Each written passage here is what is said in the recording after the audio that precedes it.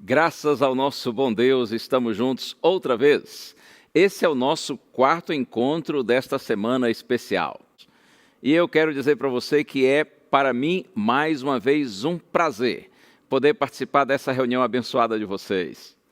O nosso tema de hoje, Renascidos para uma Nova Vida. Esse tema me lembra palavras conhecidas do Senhor Jesus Cristo. Lá em João capítulo 10, verso 10, quando ele diz assim: eu vim para que vocês tenham vida e a tenham em abundância. Jesus promete aos seus filhinhos vida plena, vida abundante. E olha aqui uma coisa, a gente precisa muito dessa vida, não é? Até porque o que nós temos hoje é só uma vidinha. É sério. Vida muito curta, não é? Muito insegura. Essa nossa vida é mais parecida com morte, porque na verdade nós já nascemos caminhando para a morte. Isso é só uma questão de tempo. Uns conseguem viver um pouco mais, chegam a 90, a 100 anos, mas infelizmente muitos filhinhos de Deus morrem tão cedo. Eles mal nascem e já morrem. Que pena. Que pena que a nossa vida se tornou essa vidinha. E isso tudo por conta da nossa desobediência, da rebelião humana, do nosso pecado. De acordo com a palavra de Deus, nós já nascemos separados de Deus. No sentido espiritual falando, nós nascemos mortos. Nós nascemos longe de Deus e por conta dessa separação de Deus é que nós não temos a vida que deveríamos ter. Porque só juntinhos de Deus, a fonte da vida, o bendito Criador, é que de fato há vida plena. Olha só o que o apóstolo Paulo diz. Eu vou ler com você. Está aqui na carta aos Efésios, capítulo 2, verso 1. Carta de Paulo aos Efésios, capítulo 2, verso 1. Está escrito assim: Ele vos deu vida, estando vós mortos nos vossos delitos e pecados. Paulo diz que o Senhor Jesus Cristo, por sua bendita graça, Ele nos deu vida, quando nós estávamos mortos em nossos delitos e pecados. A ideia de que no pecado há morte, mas em Cristo, é claro, há vida. Se você seguir a leitura aqui de Efésios capítulo 2, do verso 1 ao verso 10, você vai ver que Paulo apresenta de uma forma muito interessante a realidade do homem antes do encontro com Cristo e após esse maravilhoso encontro.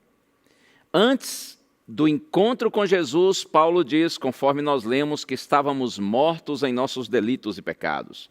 E ele segue dizendo que nós vivíamos segundo o curso deste mundo, ou seja, segundo a direção deste mundo que está em oposição a Deus. E ele diz que nós também vivíamos segundo o príncipe deste mundo, que é uma referência ao diabo, que usurpou o domínio desse mundo. E ainda Paulo diz que nós seguíamos ou vivíamos de acordo com as inclinações de nossa carne e dos nossos pensamentos. Uma referência à natureza humana, não é? A natureza inferior, degenerada, pecaminosa. Isso que é a expressão, que significa a expressão carne aqui no contexto de Paulo. E ele diz que nós éramos, por natureza, filhos da ira, ou seja, dignos da ira de Deus. Situação tremenda, hein? Por conta de tudo isso, nós estávamos mortos para Deus e vivos para o pecado. No entanto, se você ler o texto aqui, especialmente agora a partir do verso 4, você vai ver que Paulo diz que Deus, sendo rico em misericórdia, por causa do grande amor com que nos amou, quando nós estávamos assim, mortos em nossos delitos e pecados, Ele nos deu vida através do Senhor Jesus Cristo. E Paulo diz, olha irmãos, pela graça nós somos salvos por meio da fé. Isso não vem de nós, isso é um dom de Deus.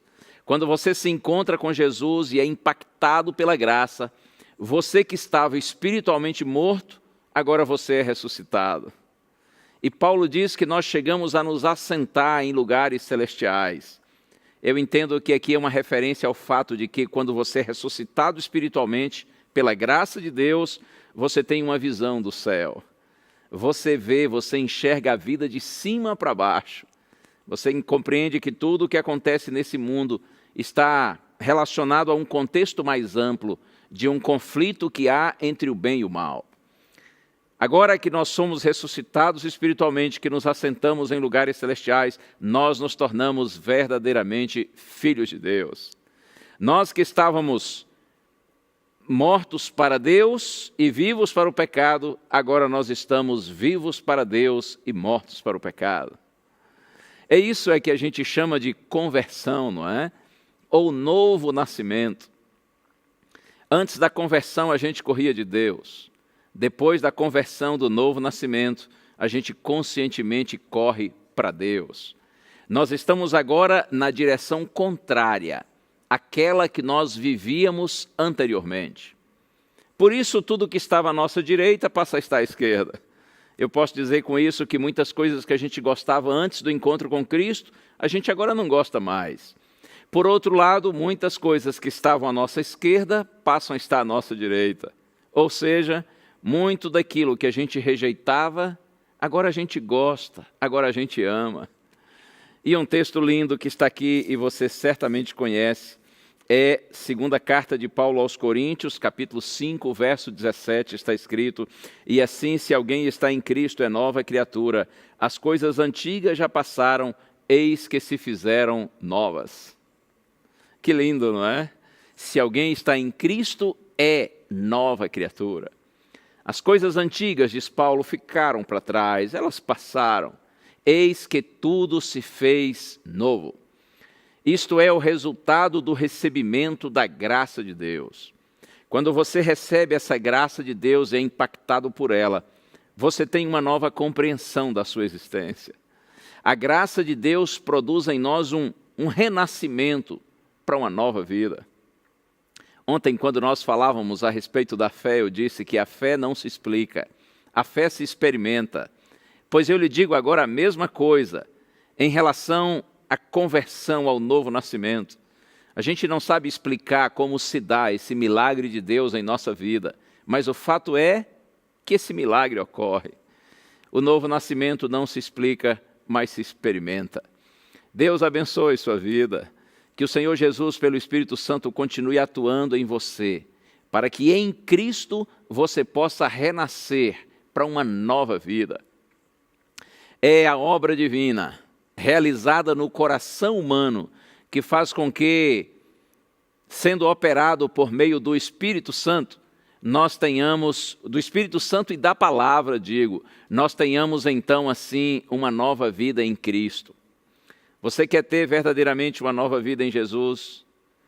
Você quer experimentar essa bendita obra do Espírito Santo em sua vida? Entregue-se então ao Senhor agora. Peça a Deus o milagre do novo nascimento. Essa é uma oração que Deus tem muito prazer em ouvir e atender. Quando a gente de fato busca o Senhor de todo o nosso coração, e a gente clama e diz assim: Senhor, eu tenho tido compreensão de Tua palavra. Eu quero ter no Senhor, pela graça do Senhor, uma nova vida. O Senhor ouve com alegria, o Senhor ouve com prazer essa oração, e é claro que Ele atende. Porque o desejo de Deus é esse. O desejo de Deus é transformar a nossa vida, mudar a nossa mente, nosso coração, nosso entendimento, para que assim Ele possa mudar nossa direção. E mudando nossa direção, nós temos uma nova experiência de vida. Continue firme, firme na fé, firme na palavra, firme nessas reuniões de oração, e nós estaremos juntos amanhã, pela graça de Deus, mais uma vez. Fique na paz, fique com o Senhor.